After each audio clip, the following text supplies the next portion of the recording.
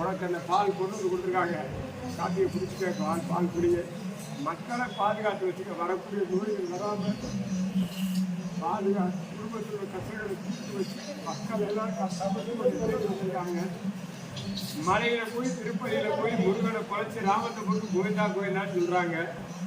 இப்ப அங்க எவ்வளோ ஒரு பைத்தியக்காரன் சொல்லி என்ன சொல்லிட்டான், திருவண்ணாமலையில தான் உங்க குழந்தைங்க இருக்கு சொல்லி எல்லாரும் வந்து பூமி அதிர்வு ஆகிற அளவுக்கு கூட்டத்தை கூட்டிட்டாங்க.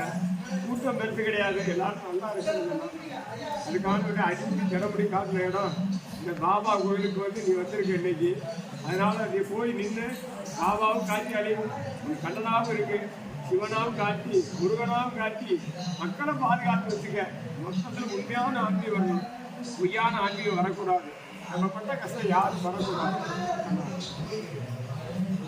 நீங்க என்ன பண்றீங்கன்னா 3 பேருமே தூக்கிட்டு போய் பாபாவை 3 தடவை சுற்றி கொண்டு போங்க.